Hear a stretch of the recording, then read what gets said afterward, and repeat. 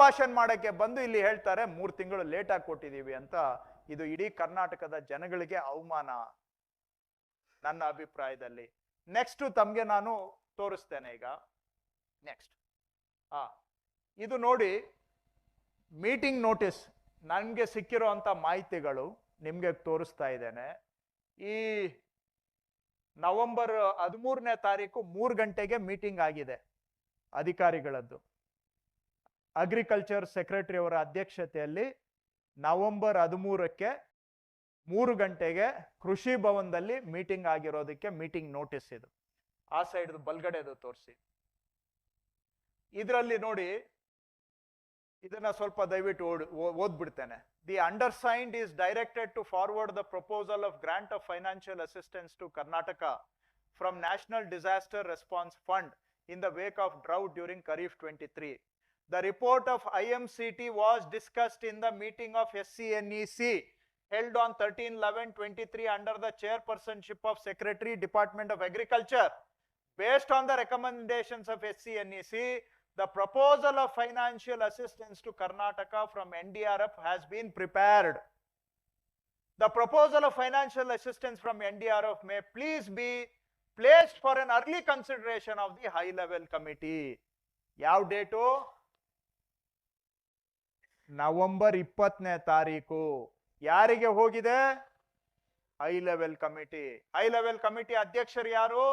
ಮಾನ್ಯ ಗೃಹ ಸಚಿವರು ಅಮಿತ್ ಶಾ ಅವರು. ಯಾವ ಡೇಟಿಗೆ ಹೋಗಿದೆ? ನವೆಂಬರ್ 20ಕ್ಕೆ ಹೋಗಿದ್ದು. 4 ತಿಂಗಳಾಗಿದೆ ಅವ್ರ ಟೇಬಲ್ ಅಲ್ಲಿ ಬಂದು.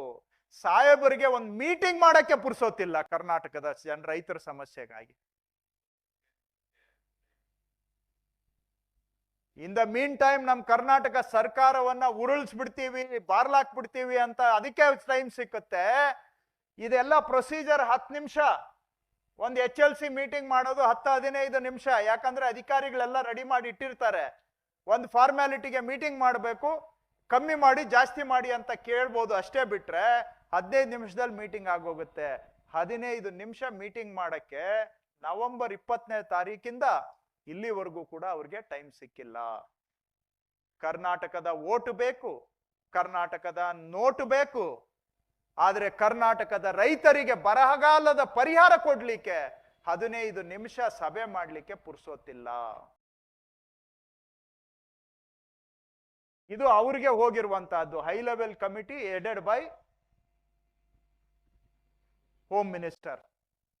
ಕೆಳಗಡೆ ಹೋದ್ರೆ ತಮ್ಗೆ ಗೊತ್ತಾಗುತ್ತೆ. ಅದು ಹೋಮ್ ಸೆಕ್ರೆಟರಿ ನೋಡಿ, Sanjeev Kumar Jindal, joint secretary disaster management, ministry of home affairs. ಇವ್ರಿಗೆ ಹೋಗಿರುವಂತಹದ್ದು. ನೆಕ್ಸ್ಟ್ ಆಮೇಲೆ ಅವರು ಹೇಳ್ತಾರೆ ಇಲ್ಲಿ ಬಿಜೆಪಿ ಅವರು, ಇದೇನು ನೀವು ಕೆಲವರು ಹೇಳ್ತೀರಾ ಸಂಘರ್ಷ ಹಾಗೆ ಹೀಗೆ ಅಂತ. ನಮ್ಗೆ ಯಾವುದೂ ಸಂಘರ್ಷ ಇಲ್ಲ, ನಮ್ಗೆ ಎಲ್ಲಾ ಸಮಸ್ಯೆಗೆ ಪರಿಹಾರ ಬೇಕು. ತಂದೆ ತಾಯಿ ಜಗಳದಲ್ಲಿ ಮಗು ಕೂಸು ಬಡ ಆದ್ರೆ ಯಾರಿಗೂ ಶೋಭೆ ಇಲ್ಲ, ನಮ್ಮ ರಾಜ್ಯಕ್ಕೂ ಇಲ್ಲವೇ ಇಲ್ಲ. ನಮ್ಗೆ ಪರಿಹಾರ ಬೇಕಷ್ಟೇ. ಸಮಯಕ್ಕೆ ಸರಿಯಾಗಿ ರೈತರಿಗೆ ಏನೋ ಕೊಡುವಂತಹದ್ದು ನಾವು ಕೊಡೋದೇ ಅಲ್ಪ, ಎಲ್ಲಿಗೂ ಸಾಲಲ್ಲ. ಅದನ್ನಾದ್ರೂ ಅವ್ರಿಗೆ ಕೊಡ್ಬೇಕು ಅನ್ನೋದಷ್ಟೇ ನಮ್ಮ ಉದ್ದೇಶ. ಸೆಪ್ಟೆಂಬರ್ ತಿಂಗಳಿಂದ ಎಷ್ಟು ಪತ್ರಗಳು ಬರ್ದಿದೀವಿ ಅಂತ ಇಲ್ಲಿ ತಮ್ಗೆ ತೋರಿಸ್ತಾ ಇದ್ದೇನೆ. 1 by 1. ನಾನು ಜಾಸ್ತಿ ಏನು ಓದಕ್ ಹೋಗೋದಿಲ್ಲ, ಟೈಮ್ ಬಹಳ ತಗೊಂಡ್ಬಿಟ್ಟಿದ್ದೇನೆ. 15ನೇ ತಾರೀಕು 11. ನೆಕ್ಸ್ಟ್ ನೆಕ್ಸ್ಟ್ ನೆಕ್ಸ್ಟ್ ಇನ್ನೊಂದು ಪತ್ರ 21/11, 27/11. ನೆಕ್ಸ್ಟ್ ಇದು ಈ ಡೇಟ್ಗೆ ಹೋಮ್ ಮಿನಿಸ್ಟ್ರಿಗೂ ಬರ್ದಿದೀವಿ, CM ಫೈನಾನ್ಸ್ ಮಿನಿಸ್ಟ್ರಿಗೂ ಬರ್ದಿದ್ದಾರೆ. ಇದು ಮೋಸ್ಟ್ಲಿ ಒಬ್ರು ಹೋಮು ಸೇಮ್ ಡೇಟು ಫೈನಾನ್ಸ್ಗೆ ಹೋಮ್ಗೆ ಬರ್ದಿರೋದು. ನೆಕ್ಸ್ಟ್ 20/12 DK ಶಿವಕುಮಾರ್ ಅವರು ಕೂಡ ಹೋಗಿ ಸ್ಪೆಷಲ್ ನಮ್ಮ ಅನುದಾನ ಫೈನಾನ್ಸ್ ಕಮಿಷನ್ ಗ್ರಾಂಟ್ ಕೊಡಿ ಅಂತ ಕೊಟ್ಟಿದ್ದ ಪತ್ರ. ನೆಕ್ಸ್ಟ್ ಇದು ನಾನು ಹೋಗಿ ಭೇಟಿ ಮಾಡಿದ್ದು 10/10ಕ್ಕೆ ಸೆಂಟ್ರಲ್ ಗವರ್ಮೆಂಟ್ ಆಫೀಸರ್ಸ್ ನ ಭೇಟಿ ಮಾಡ್ಲಿಕ್ಕೆ ಹೋದಾಗ ಕೊಟ್ಟಂತ ಪತ್ರ. ನೆಕ್ಸ್ಟ್ ಇಲ್ಲ ಇದು ಆಮೇಲೆ ಬರೋಣ. ನೆಕ್ಸ್ಟ್ ಇದು ನೆಕ್ಸ್ಟ್ ಇದು ಡೇಟು ಬಹುಶಃ 25ನೇ ತಾರೀಕು ಅಕ್ಟೋಬರ್. CM ಅವರು ನಮ್ಗೆ ಬಹಳ ಜೋರು ಮಾಡಿದ್ರು ಕ್ಯಾಬಿನೆಟ್ ಅಲ್ಲಿ. ಏನ್ರಯ್ಯ ನೀವು ಹೋಗಿ ಸೆಂಟ್ರಲ್ ಗವರ್ಮೆಂಟ್ಗೆ ಭೇಟಿ ಮಾಡ್ಬೇಕಾ ಇಲ್ವಾ? ನೀವು ಬರೀ ಹೇಳ್ಕೊಂಡು ಕಾಲ ಕಳೀತಾ ಇದ್ದೀರಾ ಅಂದ್ರು. ನಾನು 15 ದಿನ ಟ್ರೈ ಮಾಡಿದೆ ಸೆಂಟ್ರಲ್ ಮಿನಿಸ್ಟರ್ಗಳ ಅಪಾಯಿಂಟ್. ಸಿಎಂಗೆ ಹೇಳ್ದೆ ನಾನು, ಸರ್ ಅಪಾಯಿಂಟ್ಮೆಂಟ್ ಕೊಡ್ತಾ ಇಲ್ಲ ಸರ್, ನಾನೇನ್ ಮಾಡ್ಲಿ ಅಂತ. ಅಪಾಯಿಂಟ್ಮೆಂಟ್ ಕೊಡ್ಲಿಲ್ಲ ಅಂದ್ರೆ ಹೋಗಿ ಅಲ್ಲೇ ಕುತ್ಕೋ ಹೋಗು ಅಂತ ಹೇಳಿದ್ರು. ಭೇಟಿ ಮಾಡ್ರಯ್ಯ ಹೋಗಿ ಅಂತ. ಸಿಎಂ ಡೈರೆಕ್ಷನ್ ಮೇಲೆ ನಾನು, ಅಗ್ರಿಕಲ್ಚರ್ ಮಿನಿಸ್ಟ್ರು, RDPR ಮಿನಿಸ್ಟ್ರು ಮೂವರು ಹೋಗಿ ಡೆಲ್ಲಿಯಲ್ಲಿ ಮುಕ್ಕಾಂ ಹೂಡಿದ್ವಿ ಅಕ್ಟೋಬರ್ 25ನೇ ತಾರೀಕು. ಕೊನೆಗೆ ಮಿನಿಸ್ಟ್ರುಗಳು ಯಾರು ನಮ್ಗೆ ಅಪಾಯಿಂಟ್ಮೆಂಟ್ ಕೊಡ್ಲಿಲ್ಲ.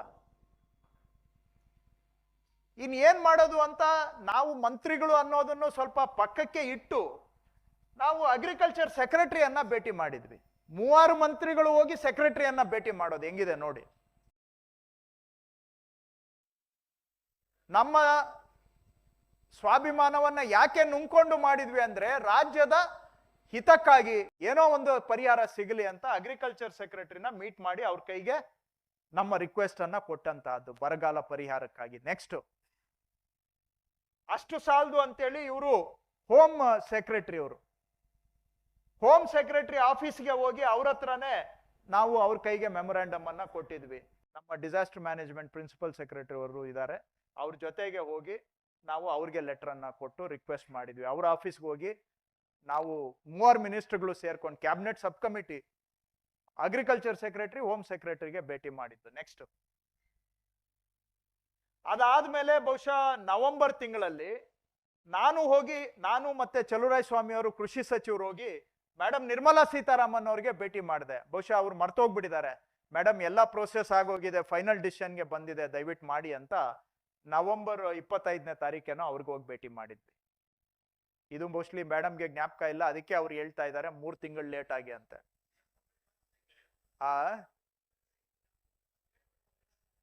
ಫೋಟೋ ಬ್ಲರ್ ಆದಂಗೆ ಅವ್ರ ಮೆಮೊರಿನೂ ಬ್ಲರ್ ಆಗ್ಬಿಟ್ಟಿದೆ. ನವೆಂಬರ್ 23ನೇ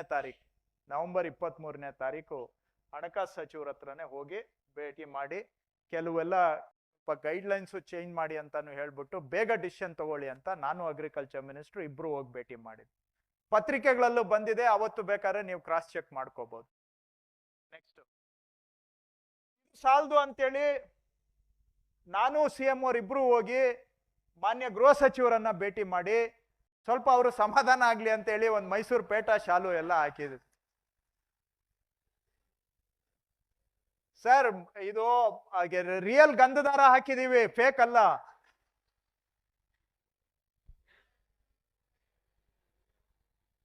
ಜುಮ್ಲಾ ಅಲ್ಲ ಸರ್, ಇದು ಒರಿಜಿನಲ್ ಇದು.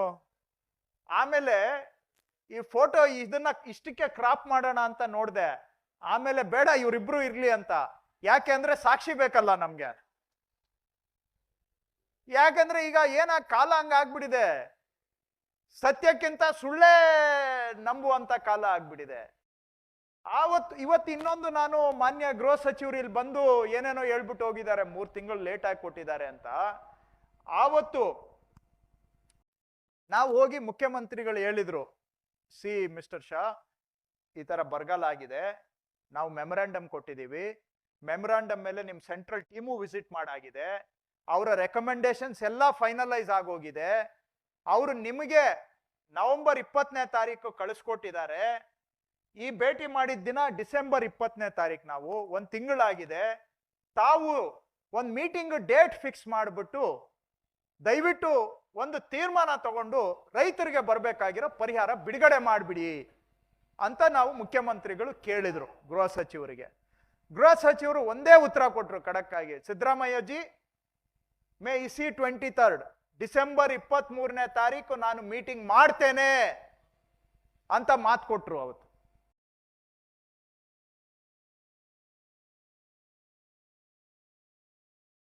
ನಾವು ಭೇಟಿ ಮಾಡಿದ್ದು ಡಿಸೆಂಬರ್ 20ನೇ ತಾರೀಕು 2023.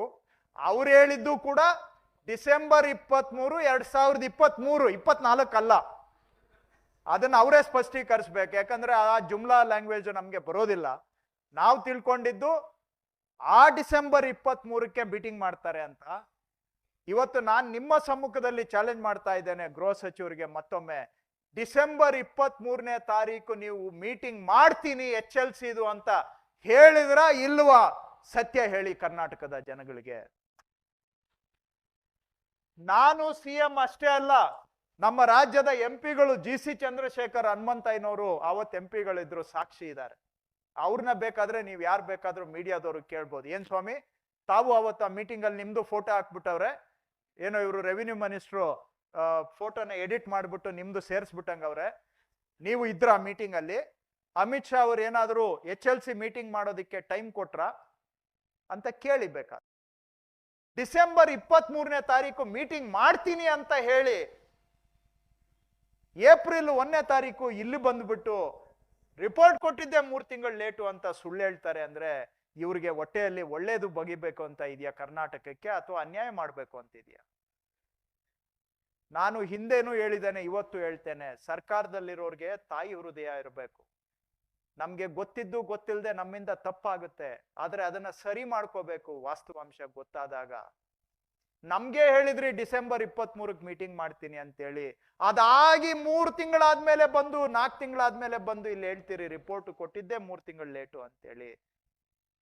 ನಿಮಗೇನಾದ್ರೂ ಕರ್ನಾಟಕದ ತೆರಿಗೆ ಪಾವತಿಸ್ತಕ್ಕಂಥ ಜನಗಳ ಬಗ್ಗೆ, ಕರ್ನಾಟಕದ ರೈತರ ಬಗ್ಗೆ ಒಂದು ಸಾಸಿವೆ ಕಾಳಿನಷ್ಟು ಏನಾದ್ರೂ ಕಾಳಜಿ ಇದ್ದಿದ್ರೆ ಇಷ್ಟು ಸುಳ್ಳನ್ನ ಹೇಳಕ್ಕೆ ಸಾಧ್ಯ ಇತ್ತಾ? ಯಾಕೆ ದ್ವೇಷ ಕರ್ನಾಟಕವನ್ನ ಕಂಡ್ರೆ ನಿಮ್ಗೆ? ಇದು ಅನ್ಯಾಯ ಅಷ್ಟಕ್ಕೆ ಸೀಮಿತ ಆಗಿಲ್ಲ, ದ್ವೇಷ ಇಲ್ಲದೆ ಇದ್ರೆ ಇಂಥ ಸುಳ್ಳುಗಳು ಬರೋದಿಲ್ಲ. ಯಾಕೆ ನಮ್ಮ ಮೇಲೆ ದ್ವೇಷ ಸಾಧನೆ ಮಾಡ್ತಾ ಇದ್ದೀರಿ? ಯಾಕೆ ನಮ್ಮ ಮೇಲೆ ಅನ್ಯಾಯದ ಹಠಕ್ಕೆ ಬಿದ್ದಿದ್ದೀರಿ? ನನ್ಗೆ ಅರ್ಥ ಆಗದೆ ಇರುವಂತ ವಿಷಯ. ನೆಕ್ಸ್ಟ್, ಇದೂ ಸಾಲದು ಅಂತೇಳಿ ಪ್ರಧಾನಮಂತ್ರಿಗಳನ್ನೇ ನಾವು ಭೇಟಿ ಮಾಡಿದ್ದೇವೆ.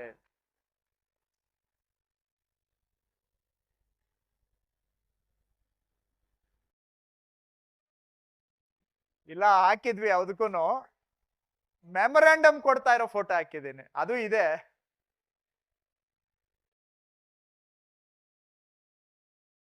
ಏನೋ ಅವ್ರಿಗೂ ಕೇಳಿದ್ವಿ, ಸ್ವಾಮಿ ಬರಗಾಲ ಬಂದಿದೆ, ದಯವಿಟ್ಟು ಬೇಗ ಪರಿಹಾರ ಕೊಡೋದಿಕ್ಕೆ ಹೇಳಿ ಅಂತ.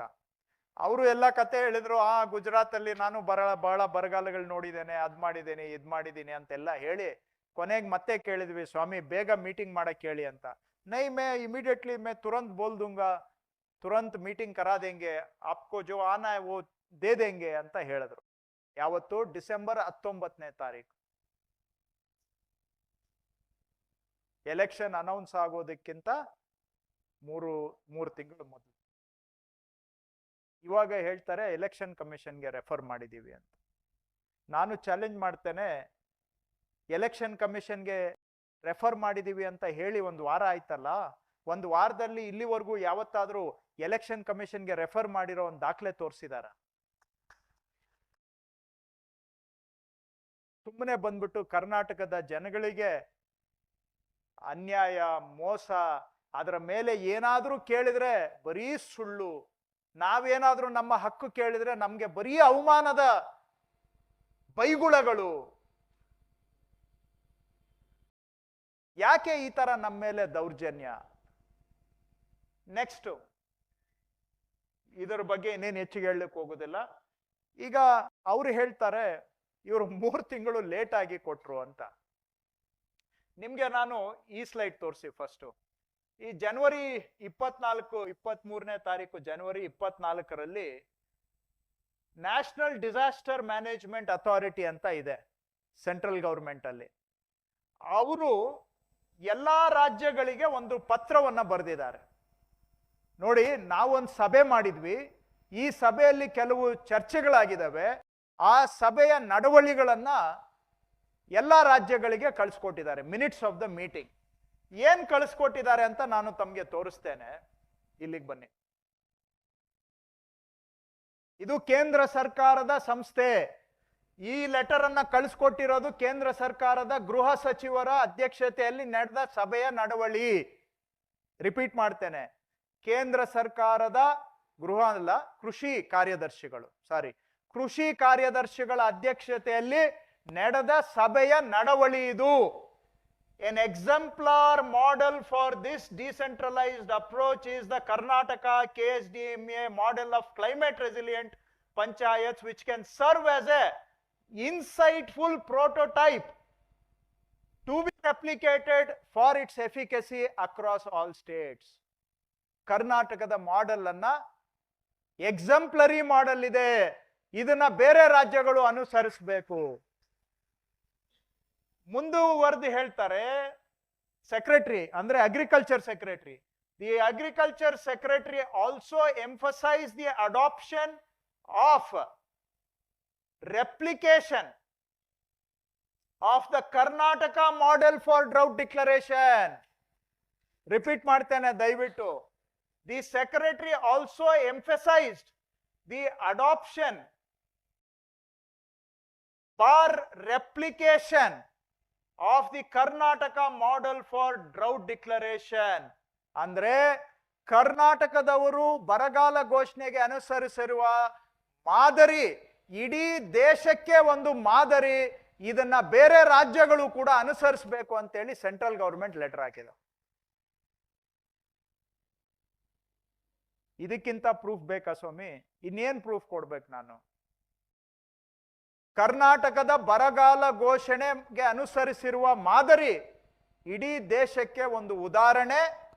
ದೇಶದಲ್ಲಿ ಬೇರೆ ರಾಜ್ಯಗಳವರು ಇದನ್ನ ಅನುಸರಿಸಬೇಕು ಅಂತೇಳಿ ಸೆಂಟ್ರಲ್ ಗವರ್ಮೆಂಟ್ನ ನ್ಯಾಷನಲ್ ಡಿಸಾಸ್ಟರ್ ಮ್ಯಾನೇಜ್ಮೆಂಟ್ ಅಥಾರಿಟಿ ಅವರು ಎಲ್ಲ ರಾಜ್ಯಗಳಿಗೆ ಪತ್ರ ಬರೆದು ಕಳಿಸಿದ್ದಾರೆ. ಸೊ ಕರ್ನಾಟಕ ಅನುಸರಿಸಿರುವಂತಹದ್ದು ನೀವು ಅವತ್ತು ತೆಗೆದು ನೋಡಿ. ಅವರು IMCT ಟೀಮ್ನವರು ಕರ್ನಾಟಕಕ್ಕೆ ಬಂದು ಹೋದ್ಮೇಲೆ ಏನ್ ಹೇಳಿದ್ದಾರೆ ಅನ್ನೋದನ್ನು ತೆಗೆದು ನೋಡಿ. ಚೆನ್ನಾಗಿ ಪ್ರಿಪೇರ್ ಮಾಡಿದ್ದಾರೆ ಡ್ರೌಟ್ ಮೆಮೊರಾಂಡಮ್ ಅಂತಾನೆ ಹೇಳ್ಬಿಟ್ಟು ಹೋಗಿದ್ದಾರೆ. ಅವ್ರು ಬಿಡಿ, IMCTನವರು ಕರ್ನಾಟಕ ಬಂದಾಗ ಹೇಳಿದ್ರು ಇದು ನಮ್ಗೇನ್ ಸಂಬಂಧ ಇಲ್ಲ, ಇದು ಸೆಂಟ್ರಲ್ ಗವರ್ಮೆಂಟ್ ಮೀಟಿಂಗ್ ಮಾಡಿ ಕರ್ನಾಟಕ ಮಾಡೆಲ್ ಅನ್ನ ಬೇರೆ ರಾಜ್ಯಗಳು ಅನುಸರಿಸಬೇಕು ಅಂತ ಶ್ಲಾಘನೆ ಮಾಡಿದ್ದಾರೆ. ಇಲ್ಲಿ ಬಂದು ಹೇಳ್ತಾರೆ 3 ತಿಂಗಳು. ಯಾವುದು ಸತ್ಯ, ಯಾವುದು ಸುಳ್ಳು? ಸುಳ್ಳು ಹೇಳೋದಕ್ಕೂ ಒಂದು ಇತಿಮಿತಿ ಇರಬೇಕಾ ಬೇಡವಾ?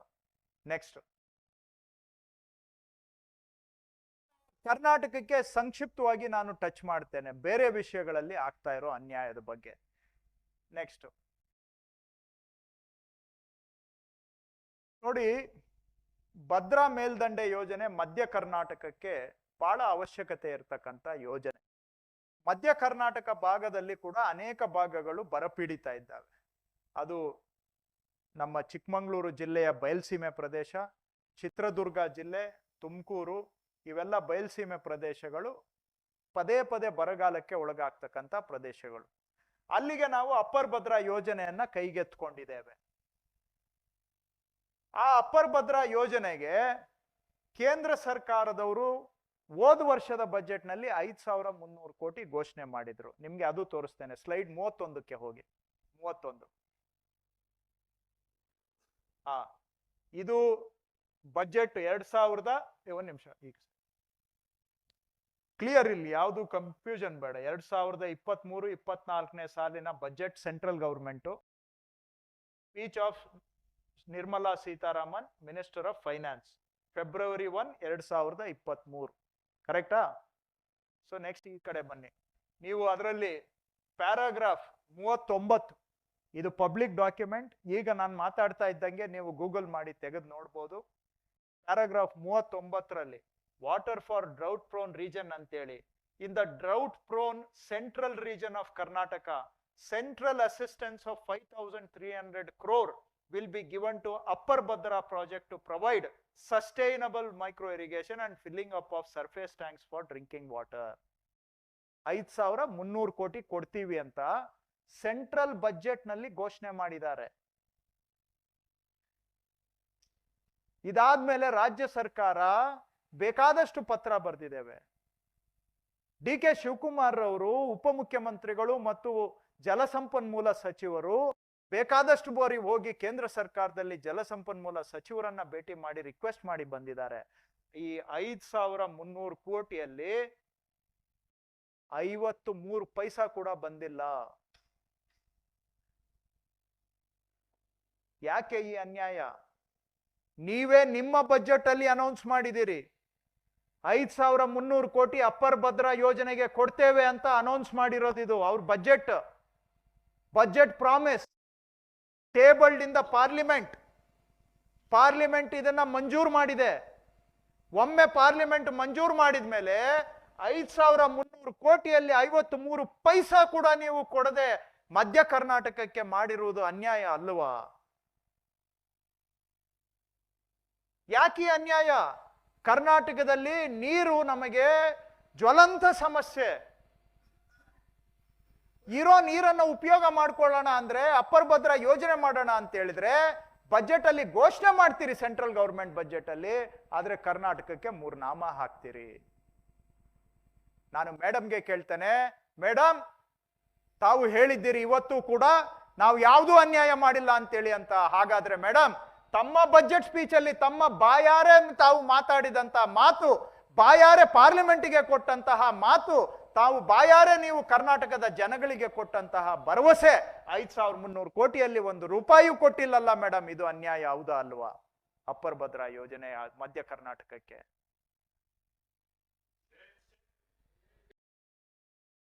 ಇದು ಬರೀ ಇದೊಂದೇ ಯೋಜನೆ ಅಲ್ಲ. ನೆಕ್ಸ್ಟ್ ಹೋಗಿ ಅಲ್ಲಿಗೆ 40ಕ್ಕೆ ಹೋಗಿ. ತಮ್ಗೆ ಗೊತ್ತಿದೆ, ಮಾದಾಯಿ ನದಿಯಲ್ಲಿ ನಾವು ಫಸ್ಟ್ 14 TMC ನೀರು ನಮ್ಗೆ ಬೇಕು ಅಂತ ಹೇಳಿದ್ವಿ. ಆದ್ರೆ ಅದು ಸುಪ್ರೀಂ ಕೋರ್ಟ್ ಟ್ರಿಬ್ಯುನಲ್ಗೆ ಹೋಯ್ತು, ಅಲ್ಲಿಂದ ಸುಪ್ರೀಂ ಕೋರ್ಟ್ಗೆ ಹೋಯ್ತು, ಎಲ್ಲ ಆಗಿ ಕೊನೆಗೆ ನಮ್ಗೆ ಟ್ರಿಬ್ಯುನಲ್ಲು ಸುಪ್ರೀಂ ಕೋರ್ಟ್ ಎಲ್ಲ ಆದೇಶ ಫೈನಲ್ ಆಗಿ ನಮ್ಗೆ ಸಿಕ್ಕಿದ್ದು 7.25 TMC ಅಷ್ಟು ಕುಡಿಯೋ ನೀರಿಗೆ ಅಂತ ಕೊಟ್ಟಿದ್ದಾರೆ. ಉತ್ತರ ಕರ್ನಾಟಕದಲ್ಲಿ ಗದಗ ಜಿಲ್ಲೆ, ಧಾರವಾಡ ಜಿಲ್ಲೆ, ಪಾರ್ಟ್ ಆಫ್ ಬೆಳಗಾಂ ಜಿಲ್ಲೆ, ಈ ಭಾಗಕ್ಕೆ ಕುಡಿಯುವ ನೀರಿಗಾಗಿ ಮಹದಾಯಿಯಲ್ಲಿ 7.25 TMC ನಮ್ಗೆ ಅಲೋಕೇಶನ್ ಕೊಟ್ಟು ಎಲ್ಲಾ ವ್ಯಾಜ್ಯಗಳು ಬಗೆಹರಿದಿದೆ. It is attained legal finality. There is no inter state dispute, there is no water dispute. Tribunal award ಆಗಿದೆ, ಸುಪ್ರೀಂ ಕೋರ್ಟ್ ರೂಲಿಂಗ್ ಆಗಿದೆ, ಎಲ್ಲ ಮುಗಿದು ಹೋಗಿದೆ, ಯಾವುದೇ ಕಾನೂನು ವ್ಯಾಜ್ಯ ಇಲ್ಲ. ಬಾಕಿ ಇರೋ ನಾವು ಟೆಂಡರ್ ಕರೆದು ಬಿಟ್ಟಿದ್ದೇವೆ. ಈ 7.25 TMC ಕುಡಿಯುವ ನೀರನ್ನ ಉಪಯೋಗ ಮಾಡಿಕೊಳ್ಳಿಕ್ಕೆ ಕರ್ನಾಟಕ ಸರ್ಕಾರ ಟೆಂಡರೂ ಕರೆದಿದೆ. ಆದ್ರೆ ಕೇಂದ್ರ ಸರ್ಕಾರದ ಪರಿಸರ ಇಲಾಖೆಯವರು ಒಂದು ಸಣ್ಣ ನಮ್ಗೆ ಅನುಮತಿ ಕೊಡೋದಕ್ಕೆ 4 ವರ್ಷದಿಂದ ಅವ್ರ ಹತ್ರ ಬಿದ್ದಿದೆ. ದುಡ್ಡು ಬೇಕಾಗಿಲ್ಲ, ಸುಪ್ರೀಂ ಕೋರ್ಟ್ಗೆ ಹೋಗ್ಬೇಕಾಗಿಲ್ಲ. ಒಂದು ministry of environment and forest ಇಂದ ಒಂದು ಕ್ಲಿಯರೆನ್ಸ್ ಫಾರೆಸ್ಟ್ ಏರಿಯಾ, ಅದರಲ್ಲಿ ಒಂದು 51 ಹೆಕ್ಟೇರ್ ಫಾರೆಸ್ಟ್ ಇದೆ, ಅದಕ್ಕೆ ಬದಲಿ ಜಾಗ ಕೊಡ್ತೇವೆ, ಅದರ ಅಪ್ಪನಂತ ಜಾಗ ಕೊಡ್ತೇವೆ. ಅಲ್ಲಿ 500 ಗಿಡ ಹೋದ್ರೆ 5,000 ಗಿಡ ನೆಟ್ ಕೊಡ್ತೇವೆ ನಾವು. ನಮ್ಮ ಕುಡಿಯುವ ನೀರಿನ, ಉತ್ತರ ಕರ್ನಾಟಕ ಭಾಗದ ಕುಡಿಯುವ ನೀರಿನ ಸಮಸ್ಯೆ ಪರಿಹಾರ ಮಾಡೋದಕ್ಕೆ ಏನ್ ಅವ್ರ ದುಡ್ಡೇ ಬೇಕಾಗಿಲ್ಲ ನಮ್ಗೆ, ನಾವೇ ಮಾಡ್ಕೋತೀವಿ. ಇದಕ್ಕೋಸ್ಕರ ರೈತರು ಹೋರಾಟ ಮಾಡಿ ಲಾಠಿ ಏಟು ತಿಂದು ಕೇಸುಗಳು ಹಾಕಿಸ್ಕೊಂಡು ಜೈಲಿಗೆ ಹೋಗಿ ಕೆಲವು ರೈತರು ಸತ್ತೇ ಹೋಗ್ಬಿಟ್ರು ಈ ಹೋರಾಟದಲ್ಲಿ. ಆ ರೈತರಿಗೆ ಯಾಕೆ ಅನ್ಯಾಯ ಮಾಡ್ತಾ ಇದ್ದೀರಿ? ಇದಕ್ಕೆ ಏನು ಬೇಕಾಗಿಲ್ಲ, ಒಂದು ಕ್ಲಿಯರೆನ್ಸ್ ಅಷ್ಟೇ ಬೇಕಾಗಿರೋದು ನಮ್ಗೆ, ಫಾರೆಸ್ಟ್ ಕ್ಲಿಯರೆನ್ಸ್. 4 ವರ್ಷದಿಂದ ಹೇಳ್ತಾನೆ ಇದ್ದಾರೆ. ಅಲ್ಲಿ ಯಡಿಯೂರಪ್ಪನವರಿದ್ದಾಗೂ ಹೇಳಿದ್ರು, ಪ್ರಹ್ಲಾದ್ ಜೋಶಿ ಅವರು ಹೇಳಿದ್ರು, ಎಲ್ಲ ಸ್ಟೇಟ್ಮೆಂಟ್ಗಳಲ್ಲೇ ಬಂದ್ಬಿಟ್ಟು ಇನ್ನೇನು ಹೋಗಿ ಒಂದ್ಸತಿ ಪಬ್ಲಿಕ್ ಮೀಟಿಂಗ್ ಕರೆದು ಅಲ್ಲಿ ಪಬ್ಲಿಕ್ ಪ್ರೋಗ್ರಾಮ್ ಅಲ್ಲೇ ಅನೌನ್ಸ್ ಮಾಡ್ಬಿಟ್ರೆ ಎಲ್ಲ ಕ್ಲಿಯರ್ ಆಗ್ಬಿಟ್ಟಿದೆ ಅಂತ. ಆದ್ರೆ ಇಲ್ಲಿವರೆಗೂ ಕೂಡ ಎನ್ವೈರ್ಮೆಂಟಲ್ ಕ್ಲಿಯರೆನ್ಸ್ ಬಂದಿಲ್ಲ. ಯಾಕೆ ಅನ್ಯಾಯ ಕರ್ನಾಟಕಕ್ಕೆ? ಸುಪ್ರೀಂ ಕೋರ್ಟ್ ಆರ್ಡರ್ ಆದ್ಮೇಲೆ ನೀವು ಪೆಂಡಿಂಗ್ ಇಟ್ಕೊಳ್ಳೋದ್ರಲ್ಲಿ ಏನ್ ಅರ್ಥ ಇದೆ? ಗೋವಾಗೆ ಕೊಡ್ಬೇಕಾಗಿರ್ತಕ್ಕಂಥ ಪಾಲನ್ನ ಕೊಟ್ಟಿದ್ದಾರೆ ಟ್ರಿಬ್ಯುನಲ್ ಅಲ್ಲಿ, ನಾವು ಅವ್ರ ಪಾಲಿನಲ್ಲಿ ಕೈ ಹಾಕ್ತಾ ಇಲ್ಲ. ನಮಗೆ ಬಂದಿರೋ 7.25 TMC ಮಾತ್ರ ಬಳಕೆ ಮಾಡಿಕೊಳ್ಳುವಂತಹದ್ದು, ಬೇರೆವರ್ದು ಬೇಡ ನಮ್ಗೆ. ನಮ್ ಪಾಲು ಬಳಸ್ಕೊಳಕ್ಕೂ ಬಿಡ್ತಾ ಇಲ್ವಲ್ಲ, ಯಾಕೆ ಅನ್ಯಾಯ? ಇದು ಮಹದಾಯಿ ವಿಷಯ. ನೆಕ್ಸ್ಟ್ ಮೇಕೆದಾಟು. ತಮ್ಗೆ ಗೊತ್ತಿರೋ ಹಾಗೆ ಕೆಲವು ವರ್ಷ ಕಾವೇರಿ ನದಿಯಲ್ಲಿ 100 TMC ತಮಿಳುನಾಡಿನ ಭಾಗಕ್ಕೆ ಎಷ್ಟು ಕೊಡ್ಬೇಕಾ ಅದಕ್ಕಿಂತ ಅಡಿಷನಲ್ ಆಗಿ 100 TMC 60 TMC ಹರಿದು ಹೋಗುತ್ತೆ. ಕೆಲವು ವರ್ಷ ಚೆನ್ನಾಗಿ ಮಳೆ ಆದ್ರೆ ತಮಿಳುನಾಡಿಗೆ ನಾವೇನು ಬಹುಶಃ 277 ಕೊಡ್ಬೇಕೇನೋ TMC ಅಷ್ಟು, 192 TMC 192 ಕೊಡಬೇಕು. ನಾಗೇಂದ್ರನವರು ಅವರ ಪಾಲಿಗಿಂತ ಹೆಚ್ಚು 60ರಿಂದ 100-120 TMC ಹರಿದು ಹೋಗುತ್ತೆ. ಆದ್ರೆ ಮುಂದಿನ ವರ್ಷಕ್ಕೆ ಪ್ರಾಬ್ಲಮ್ ಆಗುತ್ತೆ, ಯಾಕಂದ್ರೆ ಮಳೆ ಆಗಲ್ಲ. ಅದಕ್ಕೆ ನಾವೇನ್ ಹೇಳಿದೀವಿ, ಒಂದು ಬ್ಯಾಲೆನ್ಸಿಂಗ್ ರಿಸರ್ವಾಯರ್ ಮಾಡಿಕೊಂಡು ನೀರನ್ನ ಹಿಡಿದಿಟ್ಕೊಂಡ್ರೆ ಮುಂದಿನ ವರ್ಷ ಕೊರತೆ ಬಾರದಾಗೆ ತಮಿಳ್ನಾಡಿಗೂ ಕೊಡ್ಬೋದು, ಅದರಲ್ಲಿ ಸ್ವಲ್ಪ ಬೆಂಗಳೂರಿಗೆ ಕುಡಿಯೋ ನೀರಿಗೂ ನಾವು ಉಪಯೋಗಿಸ್ಕೋಬಹುದು ಅಂತ ನಮ್ಮದು. ನಾವು 2019ರಲ್ಲಿ DPR ಅನ್ನ ಪ್ರಿಪೇರ್ ಮಾಡಿ, ಡೀಟೇಲ್ಡ್ ಪ್ರಾಜೆಕ್ಟ್ ರಿಪೋರ್ಟ್ ಪ್ರಿಪೇರ್ ಮಾಡಿ 2019ರಲ್ಲಿ ಸೆಂಟ್ರಲ್ ಗವರ್ಮೆಂಟ್ಗೆ ಕೊಟ್ಟಿದ್ದೇವೆ. ಅವತ್ತು ನಾನು ಆ ಸರ್ಕಾರದಲ್ಲಿ ಸಚಿವನಾಗಿದ್ದೆ. ಕ್ಯಾಬಿನೆಟ್ ಅಲ್ಲಿ ನಾವು ಕ್ಲಿಯರ್ ಮಾಡಿ 2019ನಲ್ಲಿ ಸಬ್ಮಿಟ್ ಮಾಡಿದ್ದೀವಿ. ಈಗ ಎಷ್ಟು ವರ್ಷ ಆಯ್ತು? 5 ವರ್ಷ ಆಯ್ತು. ಇಲ್ಲಿವರೆಗೂ ಕೂಡ ನಮ್ಮ DPRಗೆ ಅಪ್ರೂವಲ್ ಕೊಟ್ಟಿಲ್ಲ. ಇದು ನೀವು ಅನ್ಕೊಳ್ಬಹುದು ಕಾವೇರಿ ವ್ಯಾಜ್ಯ ಇದೆ ಅಂತ, ಆದ್ರೆ ನೆಕ್ಸ್ಟ್ ತೋರಿಸಿ ಸುಪ್ರೀಂ ಕೋರ್ಟ್ನವರು ಅದ್ರ ಬಗ್ಗೆ ಏನ್ ಹೇಳಿದ್ದಾರೆ ಅನ್ನೋದನ್ನ ದಯವಿಟ್ಟು ಓದಬೇಕು. While hearing MA 1871 of 23 etc. filed by Tamil Nadu and Karnataka, the Supreme Court on 21/9/23 had occasion to reflect on Mekedatu. Mr. Justice Gawai orally observed that as long as state of Karnataka adheres to direction of tribunal in releasing water, Tamil Nadu should not have any objection for any number of projects that Karnataka would like to take up. Justice Gawai ಹೇಳಿರೋದು ಏನಂದ್ರೆ, ನಾವು tribunal order revised by supreme court ಅದರ ಪ್ರಕಾರ ತಮಿಳ್ನಾಡಿಗೆ ಏನು allocation ಕೊಟ್ಟಿದ್ದಾರೆ ಅಷ್ಟು ನೀರನ್ನ ತಮಿಳ್ನಾಡಿಗೆ ಬಿಟ್ಟು ಉಳಿಕೆ ನೀರಿನಲ್ಲಿ ಕರ್ನಾಟಕ ಏನೇ ಪ್ರಾಜೆಕ್ಟ್ ಮಾಡಿದ್ರು ಕೂಡ ಯಾರು ಅದಕ್ಕೆ ಅಬ್ಜೆಕ್ಷನ್ ಮಾಡಬಾರದು, ತಮಿಳ್ನಾಡು ಮಾಡಬಾರದು. ಸೆಂಟ್ರಲ್ ಗವರ್ಮೆಂಟ್ನವರು ಬೇಕಾದ್ರೆ ಕರ್ನಾಟಕದ ಮೇಕೆದಾಟು DPRಗೆ ಒಪ್ಪಿಗೆ ಕೊಡಬಹುದು ಅಂತ ಸುಪ್ರೀಂ ಕೋರ್ಟ್ ಒಪಿನಿಯನ್ ಕೊಟ್ಟಿದ್ದಾರೆ. So legally it is clear. ಆದ್ರೆ ಕೂಡ ನಾವು ಪ್ರಧಾನ ಮಂತ್ರಿಗಳನ್ನ ಭೇಟಿ ಮಾಡಿದ್ವಿ ಡಿಸೆಂಬರ್ 19ನೇ ತಾರೀಕು. ನಾನು ಮುಖ್ಯಮಂತ್ರಿಗಳು ಮೇಕೆದಾಟುನು ಪ್ರಸ್ತಾಪ ಮಾಡಿದ್ವಿ, ಸ್ವಾಮಿ ಅದೊಂದು ಮಾಡ್ಕೊಡಿ, ಬೆಂಗಳೂರಿಗೆ ನೀರ್ ಪ್ರಾಬ್ಲಮ್ಗೆ ಸಾಲ್ವ್ ಆಗುತ್ತೆ ಅಂತೇಳಿ ಅಂತ. ಅವರು ಹೇಳ್ತಾರೆ, ನೀವು ಅವರು ತಮಿಳ್ನಾಡು ಚೀಫ್ ಮಿನಿಸ್ಟರ್ ಇಬ್ರು ಮಾತಾಡ್ಕೊಳ್ಳಿ, ನಾನೇನು ಅಂತ ಹೇಳ್ತಾರೆ. ಅವ್ರು ಇನ್ನೂ ಸ್ವಲ್ಪ ಕ್ರೂಡ್ ಆಗಿ ಹೇಳಿದ್ರು, ಇಲ್ಲಿ ಬೇಡ, ಯಾಕಂದ್ರೆ 4 ಗೋಡೆ ಮಧ್ಯ ಆಗಿದ್ದ ಚರ್ಚೆ ನಾನು ಹೊರಗಡೆ ಹೇಳುವಂತಹದ್ದು ಗೌಪ್ಯತೆ ಸರಿ ಇರೋದಿಲ್ಲ. ಆ ರೀತಿ ಅವರು ಅದಕ್ಕೆ ಉತ್ತರ ಕೊಟ್ರು. ಮಹದಾಯಿಯಲ್ಲಿ ಅನ್ಯಾಯ, ಅಪ್ಪರ್ ಭದ್ರಾಗೆ ಅನ್ಯಾಯ, ಮೇಕೆದಾಟುಗೂ ಅನ್ಯಾಯ. ಯಾಕೆ ಇಷ್ಟೆಲ್ಲ ದೇಶದಲ್ಲಿ ಯಾರಿಗಾದ್ರೂ ಒಬ್ರಿಗೆ ಅನ್ಯಾಯ ಆಗ್ತಾ ಇದೆ ಅಂದ್ರೆ ಏನ್ ಕಾರಣ ಇದಕ್ಕೆ? ಇದನ್ನ ನಾವೆಲ್ಲರೂ ಕೂಡ ವಿಚಾರ ಮಾಡಬೇಕು. ಇನ್ಯಾವುದಾದ್ರೂ ಇದೆಯಾ? ಇಷ್ಟು ನಾನು ಹೇಳ್ತಕ್ಕಂತ ವಿಷಯಗಳು.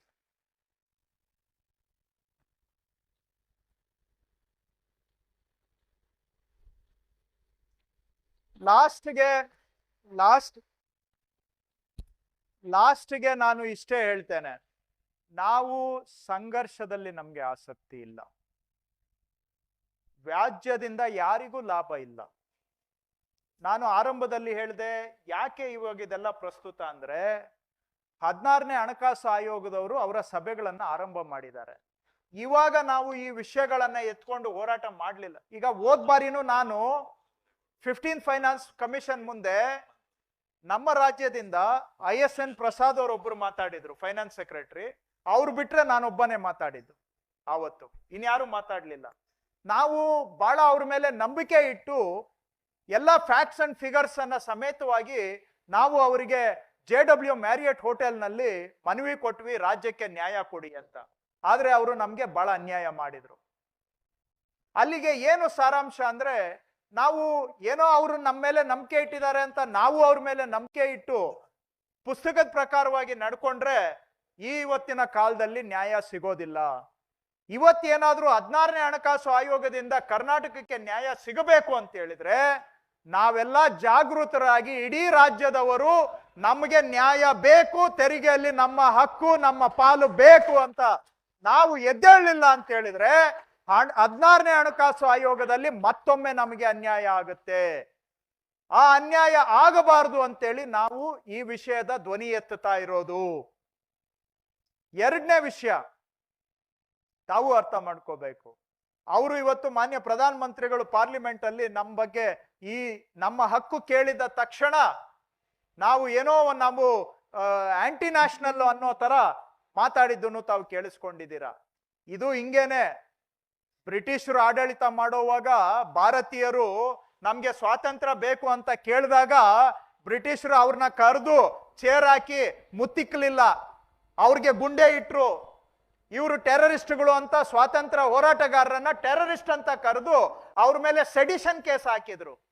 ಇವತ್ತು ನಾವು ನಮ್ಮ ಹಕ್ಕನ್ನ ಕೇಳಿದ್ರೆ ಮಾನ್ಯ ಪ್ರಧಾನ ಮಂತ್ರಿಗಳು ನಮ್ಮನ ಮೇಲೆ ಅವಮಾನದ ಸುರುಮಳೆಯನ್ನ ಸುರಿಸ್ತಾ ಇದ್ದಾರೆ.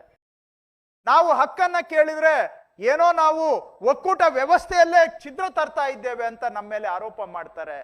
ಆದ್ರೆ ಒಕ್ಕೂಟ ವ್ಯವಸ್ಥೆ ನಡೀತಾ ಇರೋದು ಇವತ್ತು ಕರ್ನಾಟಕದ ತೆರಿಗೆಯಿಂದ ಅನ್ನೋದನ್ನ ದಯವಿಟ್ಟು ಅರ್ಥ ಮಾಡ್ಕೊಳ್ಳಿ.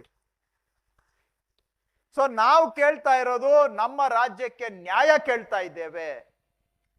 ನೀವು ನಮ್ಮ ಮೇಲೆ ಪ್ರತಿ ಆರೋಪಗಳನ್ನ ಮಾಡಿ ಸತ್ಯಾಂಶವನ್ನ ಮುಚ್ಚಾಕುವಂತ ಪ್ರಯತ್ನ ಅವ್ರು ಮಾಡ್ತಾ ಇದ್ದಾರೆ, ಮಾಡ್ಲಿ. ಆದ್ರೆ ನಾವು ಸ್ಪಷ್ಟವಾಗಿ ಹೇಳ್ತೇವೆ, ನಾವು ಭಾರತೀಯರು, ಕಟ್ಟಾ ಭಾರತೀಯರು. ನಾವು ಒಕ್ಕೂಟ ವ್ಯವಸ್ಥೆ ಭದ್ರವಾಗಿರ್ಬೇಕು. ಯಾರಿಗೋ ಒಬ್ಬರಿಗೆ ಅನ್ಯಾಯ ಆಗ್ತಾ ಇದೆ ಅಂತ ಹೇಳಿದಾಗ ಅವ್ರನ್ನ ಕರೆಸಿ ಕೂರಿಸಿ ಮಾತಾಡಿ ಸಂಧಾನ ಮಾಡಬೇಕೇ ಹೊರತು ಅವರನ್ನ ವಿಚಿತ್ರವಾದಿಗಳು ಅಂತೇಳಿ ಅವಹೇಳನ ಮಾಡೋದ್ರಿಂದ ಯಾರಿಗೂ ಲಾಭ ಬರೋದ್ರಿಲ್ಲ. ಒಕ್ಕೂಟ ವ್ಯವಸ್ಥೆ ಶಿಥಿಲ ಆಗತ್ತೆ.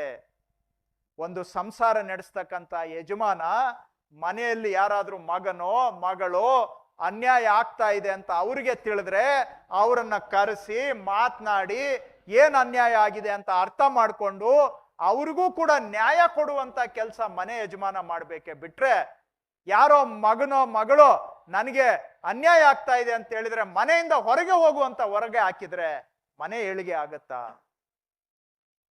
ಆದ್ರೆ ಇವತ್ತು ಪರವಾಗಿಲ್ಲ, ನಾವು ಒಕ್ಕೂಟವಾದಿಗಳು, ವಿ ಆರ್ ಫೆಡರಲಿಸ್ಟ್. ಕರ್ನಾಟಕದ ತೆರಿಗೆ ದುಡ್ಡು ಬೇರೆ ರಾಜ್ಯಕ್ಕೆ ಹೋಗೋದಕ್ಕೂ ನಮ್ಗೆ ವಿರೋಧ ಇಲ್ಲ, ನಾವು ಅದಕ್ಕೆ ಸಪೋರ್ಟ್ ಮಾಡ್ತೇವೆ. ಆದ್ರೆ ನಮ್ಮ ರಾಜ್ಯಕ್ಕೆ ಬೇಕಾಗಿರುವ ಅವಶ್ಯಕತೆಗೆ ತಕ್ಕ ಹಾಗೆ ನಮ್ಮ ಪಾಲನ್ನ ಕೊಡಿ ಅಂತಕ್ಕಂಥದ್ದು ಇಷ್ಟೇ ನಮ್ಮ ಮಂಡನೆ, ನಮ್ಮ ವಾದ, ನಮ್ಮ ಬೇಡಿಕೆ. ಬಹಳ ಸಮಯ ತೆಗೆದುಕೊಂಡಿದ್ದೇನೆ, ಧನ್ಯವಾದ ಎಲ್ಲರಿಗೂ. ಈಗ ಕಂದಾಯ ಸಚಿವ ಕೃಷ್ಣ ಬೈರೇಗೌಡರ ಜೊತೆ ಸಂವಾದ ಮಾಡಲಿಕ್ಕೆ ನಮ್ಮ ಕೆಲವು ಗಣ್ಯರು ನಮ್ಮ ಜೊತೆ ಇದ್ದಾರೆ. ಮೊದಲನೇದಾಗಿ ರೈತ ಕೃಷಿಯೇ ನಮ್ಮ ಜೀವಾಳ, ಮತ್ತೆ ರೈತ ಸಂಘ, ರೈತರ ಸಮಸ್ಯೆಗಳು ವರ್ಷದಿಂದ ವರ್ಷಕ್ಕೆ ಜಾಸ್ತಿ ಆಗ್ತಿದೆ ಹೊರತು ಕೇಂದ್ರ ಸರ್ಕಾರ ಅದನ್ನು ಪರಿಹಾರ ಕಡೆಗೆ ಗಮನ ಕೊಟ್ಟಿಲ್ಲ ಅಂತ ನಮಗೆಲ್ಲ ಗೊತ್ತಿದೆ. ದೆಹಲಿನಲ್ಲಿ 700 ಜನ ರೈತರು ತಮ್ಮ ಪ್ರಾಣ ಕಳ್ಕೊಂಡ್ರೂ ಕೂಡ ಅದಕ್ಕೆ ಗಮನ ಕೊಟ್ಟಿಲ್ಲ. ಹಾಗಾಗಿ ಇವತ್ತು ಕೃಷ್ಣ ಬೈರೇಗೌಡರ ಹತ್ರ ಮೊದಲನೇದಾಗಿ ರೈತರಿಗೆ ಸಂಬಂಧಪಟ್ಟಿದ ಪ್ರಶ್ನೆ ಬರಬೇಕಾಗಿದೆ.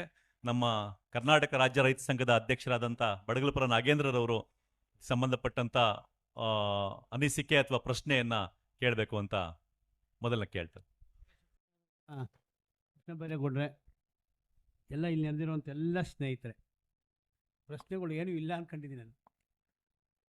ಈಗ NDRF ಮತ್ತು SDRF ಮಾನದಂಡ ಬದಲಾಯಿಸಬೇಕು ಪ್ರೆಸೆಂಟ್ ಇದು ಅಂತ ನಾವು ಮೊದಲಿಂದ ಡಿಮಾಂಡ್ ಮಾಡ್ತೀವಿ.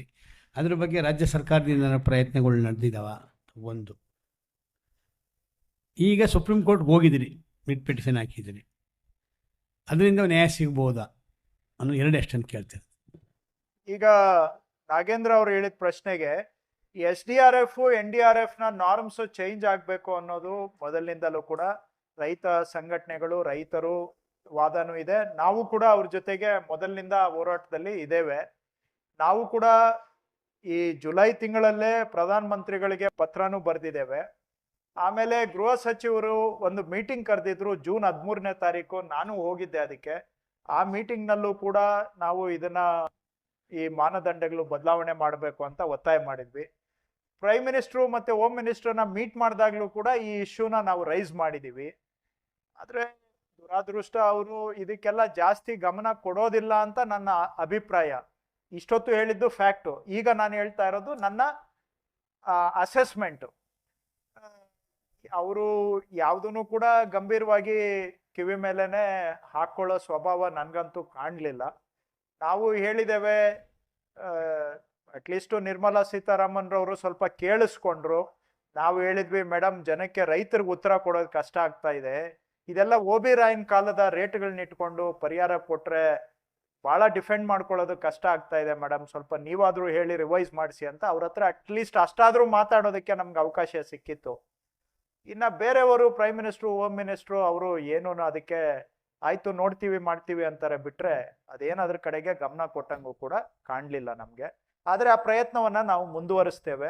ನೋಡೋಣ, ಬೇರೆ ರಾಜ್ಯಗಳನ್ನೂ ಕರೆದ್ಬಿಟ್ಟು ನಮ್ಮ ರಾಜ್ಯದಲ್ಲೇ ಒಂದು ಕಾನ್ಫರೆನ್ಸ್ ಮಾಡಕ್ಕಾಗುತ್ತಾ ಇದ್ರ ಬಗ್ಗೆ, ಅದರ ಮುಖಾಂತರ ಇದೇ ತರ ಒತ್ತಡವನ್ನ ಬಿಲ್ಡ್ ಮಾಡ್ಲಿಕ್ಕೆ ಆಗುತ್ತಾ ಅನ್ನೋ ಪ್ರಯತ್ನನೂ ನಮ್ ಗಮನದಲ್ಲಿದೆ. ನೋಡೋಣ, ಅದು ಸಾಧ್ಯ ಆದ್ರೆ ಅದನ್ನ ಮಾಡ್ತೇವೆ.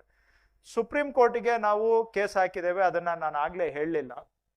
ಯಾಕೆ ಅಂದ್ರೆ ನಾನು ಆಗ್ಲೇ ಹೇಳ್ದಂಗೆ ಈಗ ಎಲ್ಲಾ ನಾವು ಪ್ರಯತ್ನವನ್ನ ಮಾಡಿ ಕೊನೆಗೆ ಅನಿವಾರ್ಯವಾಗಿ ಸುಪ್ರೀಂ ಕೋರ್ಟಿಗೆ ಹೋಗಿದ್ದೇವೆ. ನೀವು ನೋಡ್ದಾಗೆ ನಾನು ಟೈಮ್ ಲೈನೇ ಕೊಟ್ಬಿಟ್ಟಿದ್ದೀನಿ ನಿಮ್ಗೆ, ಏನೆಲ್ಲ ಪ್ರಯತ್ನ ಮಾಡಿದೀವಿ. ಬೇರೆ ಯಾವುದೇ ರಾಜ್ಯ ಮೆಮೊರಾಂಡಮ್ ಕೊಡೋದಕ್ಕಿಂತ 1.5 ತಿಂಗಳು ಮೊದಲು ನಾವು ಮೆಮೊರಾಂಡಮ್ ಕೊಟ್ಟಿದ್ದೀವಿ, 2 ತಿಂಗಳು ಮೊದಲೇ, 2 months before any other state ಆಗಿ ಕೊನೆಗೆ ಈಗ ಕೊಟ್ಟಿದ್ದೇವೆ. ಸೋಮವಾರ ಸಬ್ಜೆಕ್ಟು ಬರ್ತಾ ಇದೆ ಸುಪ್ರೀಂ ಕೋರ್ಟ್ ಅಲ್ಲಿ. ಸೊ ನಾವು ನಿನ್ನೆನೂ ಕೂಡ ಮುಖ್ಯಮಂತ್ರಿಗಳು ನಮ್ಮ ವಕೀಲರು ಕಪಿಲ್ ಸಿಬ್ಬಲ್ ಅವ್ರನ್ನ ನೇಮಕ ಮಾಡಿದ್ದೇವೆ. ನಿನ್ನೆ ಬೆಳಿಗ್ಗೆ 9:30 10:15 CM ಅವ್ರ ಮನೆಯಲ್ಲಿ ಕಪಿಲ್ ಸಿಬ್ಬಲ್ ಅವ್ರ ಜೊತೆಗೆ ಒಂದು ಮೀಟಿಂಗ್ ಆಯ್ತು. 10:15 10:45 ನಾನು, ಕಪಿಲ್ ಸಿಬ್ಬಲ್ ಅವರು, ನಮ್ಮ ಡಿಸಾಸ್ಟರ್ ಮ್ಯಾನೇಜ್ಮೆಂಟ್ ಸೆಕ್ರೆಟರಿ ಅವರು, ಅತೀಕ್ ಅವರು ಕೂತ್ಕೊಂಡು ಏನೆಲ್ಲ ನಮ್ಮ ವಾದ ಇದೆ ಅಂತ ಅವ್ರಿಗೂ ಹೇಳಿದೀವಿ. ತಿರ್ಗಾ ಇವತ್ತು ಸಾಯಂಕಾಲ 6 ಗಂಟೆಗೂ ಕೂಡ ಒಂದು ಕಪಿಲ್ ಸಿಬ್ಬಲ್ ಅವ್ರ ಜೊತೆಗೆ ಇದೇ ವಿಷಯಕ್ಕೆ ಚರ್ಚೆ ಇತ್ತು. ಮತ್ತೆ ನಾಳೆ ನಾನು ಡೆಲ್ಲಿಗೆ ಹೋಗ್ತಾ ಇದ್ದೀನಿ ಸುಪ್ರೀಂ ಕೋರ್ಟ್ ಕೇಸಿಗೆ. ಈಗ ಅನುಕೂಲ ಸಿಗುತ್ತೋ ಬಿಡುತ್ತೋ, ನಮಗೆ ಉಳಿದಿರೋದು ಅದೊಂದೇ ಮಾರ್ಗ. ಯಾಕೆ ಅಂದ್ರೆ ಗೌರವವಾಗಿ ಹೋಗಿ ಎಲ್ಲಾರ್ಗೂ ನಮಸ್ಕಾರ ಹಾಕಿದೀವಿ, ಅವರ ಕಚೇರಿ ಬಾಗಿಲು ತಟ್ಟಿದೀವಿ, ಅವ್ರಿಗೆ ಹಾರ ಹಾಕಿದೀವಿ, ಶಾಲು ಹಾಕಿದೀವಿ, ರಿಕ್ವೆಸ್ಟ್ ಮಾಡಿದೀವಿ, ಕಾದಿದೀವಿ.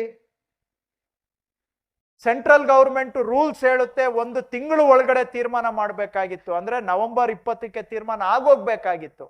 ಆದ್ರೆ ಮಾರ್ಚ್ ತಿಂಗಳವರೆಗೂ ನಾವು ಕಾದಿದ್ದೀವಿ, ಮಾರ್ಚ್ ಕೊನೆವರೆಗೂ ಕಾದು ನಾವು ಸ್ವಲ್ಪ ಅಲ್ಪ ಪರಿಹಾರವನ್ನ ರೈತರಿಗೆ ಕೊಟ್ಟಿದ್ದೀವಿ. ಆದ್ರೆ ಈ ದುಡ್ಡು ಬಂದ್ರೆ ಒಬ್ಬೊಬ್ಬ ರೈತನಿಗೆ ಸರಾಸರಿ ಒಂದು 13,000 ರೂಪಾಯಿ ಬರುತ್ತೆ. ಈ ದುಡ್ಡು ಬಂದ್ರೆ 4,663 ಕೋಟಿ ಬಂದ್ರೆ ಒಬ್ಬೊಬ್ಬ ರೈತನಿಗೆ ಒಂದು 13,000 ರೂಪಾಯಿ ಅಷ್ಟು ಹೋಗುತ್ತೆ. ಇದು ಬಂದ್ರೆ ಏನೋ ಈ ಕಷ್ಟ ಕಾಲದಲ್ಲಿ ರೈತರು ಸುಧಾರಿಸ್ಕೊಳ್ಳಿಕ್ಕೆ ಅನುಕೂಲ ಆಗುತ್ತೆ ಅಂತೇಳಿ ನಾವು ಕೊನೆಗೆ ಅನಿವಾರ್ಯವಾಗಿ ಕೈ ಕೊಟ್ಕೊಂಡು ಕೂತ್ಕೊಳ್ಳಕ್ಕೂ ಆಗಲ್ವಲ್ಲ. ನಾವು ಜವಾಬ್ದಾರಿಯುತ ಸರ್ಕಾರ ತಾನು ಮಾಡಬೇಕಾದಂತ ಎಲ್ಲಾ ಪ್ರಯತ್ನಗಳನ್ನ, ಆಡಳಿತಾತ್ಮಕ ಪ್ರಯತ್ನವನ್ನ ಮಾಡಿ ಆಗ್ಲಿಲ್ಲ ಅಂತೇಳಿ ನಾನು ಕೈ ಚೆಲ್ಲಕ್ಕೂ ಆಗೋದಿಲ್ಲ. ಯಾಕೆಂದ್ರೆ ಜನ ನಮ್ಮನ್ನ ಇಲ್ಲಿ ಕೂರ್ಸಿರೋದು ಕೈ ಚೆಲ್ಲೋದಕ್ಕಲ್ಲ, ಏನಾದ್ರೂ ಕಷ್ಟದಲ್ಲೂ ಒಂದು ಮಾರ್ಗ ಹುಡುಕ್ಬೇಕು ಅಂತಾನೆ. ಸೊ ಈ ಒಂದು ದೃಷ್ಟಿಯಿಂದ ಭಾರತದ ಇತಿಹಾಸದಲ್ಲಿ ಯಾರೂ ಕೂಡ ಇಲ್ಲಿವರೆಗೆ ಬರ ಪರಿಹಾರ ಬಿಡುಗಡೆಗಾಗಿ ಸುಪ್ರೀಂ ಕೋರ್ಟ್ಗೆ ಹೋಗಿರ್ಲಿಲ್ಲ. ಕರ್ನಾಟಕ ಆ ಹೆಜ್ಜೆಯನ್ನು ಇಟ್ಟಿದ್ದೇವೆ ನಮ್ಮ ರೈತರ ಪರವಾಗಿ. ಬಿಕಾಸ್ ನಾವು ಹೆಲ್ಪ್ಲೆಸ್ ಆಗಬಾರ್ದು, ಸುಮ್ಮನೆ ಕೂರಬಾರ್ದು, ಕಾನೂನಾತ್ಮಕ ಹೋರಾಟವನ್ನು ಮಾಡಬೇಕು ಅನ್ನೋ ಕಾರಣದಿಂದ ಫಸ್ಟ್ ಟೈಮ್ ಯಾವುದೇ ರಾಜ್ಯ ಸುಪ್ರೀಂ ಕೋರ್ಟ್ ಮುಂದೆ ಹೋಗಿರುವಂತಹದ್ದು. ನಾವು ಹೋದ ಕೂಡಲೇ ಈಗ ತಮಿಳ್ನಾಡಿನವರು ಕೂಡ ಅವರು ಒಂದು ಕೇಸನ್ನ ಫೈಲ್ ಮಾಡಿದ್ದಾರೆ. ಅವರು ತಮಿಳ್ನಾಡಿನವರು ಸುಪ್ರೀಂ ಕೋರ್ಟ್ ಅಲ್ಲಿ ಕೇಸ್ ಹಾಕಿದ್ದಾರೆ. ಇದ್ರ ಮುಂದೆ ಏನಾಗುತ್ತೆ ನೋಡೋಣ. ಅಂದ್ರೆ ಹೌದು, ಅದೇ ಬರ ತೀವ್ರ ಇವೆರಡೂ ಕೂಡ ಪ್ರಕೃತಿ ವಿಕೋಪ. NDRF ಎಲ್ಲ ಪ್ರಕೃತಿ ವಿಕೋಪದ ಎಲ್ಲ ಆಯಾಮಗಳು ಕೂಡ NDRF ಅಡಿಯಲ್ಲಿ ಬರ್ತವೆ. ಅವರು ಸೇಮ್ ನಮ್ಮ ಕಾಪಿ ತರಿಸ್ಕೊಂಡು ನೋಡಿ ಮಾಡಿದ್ದಾರೆ. ಹಾಗೆ ರೈತ ಸಂಘದವರು ಕೂಡ ಸುಪ್ರೀಂ ಕೋರ್ಟ್ ಅಲ್ಲಿ ಅವರು ತಾವು ಒಂದು ಕೇಸ್ ಹಾಕಿದಿರಿ ಅಂತ ನಮ್ಮ ಲಾಯರ್ ಹೇಳಿದ್ರು ನಮ್ಗೆ. ನೋಡೋಣ, ಈಗ ಪ್ರಯತ್ನ ಅಂತೂ ಮಾಡಬೇಕು, ಫಲ ಸಿಗುತ್ತೆ ಅನ್ನೋ ನಂಬಿಕೆ ಇದೆ. ಯಾಕಂದ್ರೆ ಕಾನೂನಲ್ಲಿ ಬಹಳ ಕ್ಲಾರಿಟಿ ಇದೆ, ಕಾನೂನಲ್ಲಿ ಸಾಸಿವೆ ಕಾಳಿನಷ್ಟು ಗೊಂದಲ ಇಲ್ಲ. ಆಗಿರೋವಾಗ ಸುಪ್ರೀಂ ಕೋರ್ಟ್ ನಮ್ಮ ರಿಲೀಫಿಗೆ ಬರುತ್ತೆ ಅಂತ ಭರವಸೆ ಇಟ್ಕೊಂಡಿದ್ದೇವೆ. ಈಗ ಪ್ರೊಫೆಸರ್ TR ಚಂದ್ರಶೇಖರ್ ಅವರು ತಮ್ಮ ಅನಿಸಿಕೆ ಅಥವಾ ಪ್ರಶ್ನೆ ಏನಾದರೂ ಇದ್ರೆ ದಯವಿಟ್ಟು ಕೇಳಬೇಕು. ಎಲ್ಲರಿಗೂ ನಮಸ್ಕಾರ. ಸರ್, ಈ ತೆರಿಗೆ ಹಂಚಿಕೆಗೆ ಸಂಬಂಧಪಟ್ಟ ಹಾಗೆ ಯಾವ ಪ್ರಶ್ನೆಗೂ ಅವಕಾಶ ಇಲ್ಲದ ಹಾಗೆ ವಿವರವಾಗಿ ನೀವು ಮಂಡಿಸಿದ್ದೀರಿ.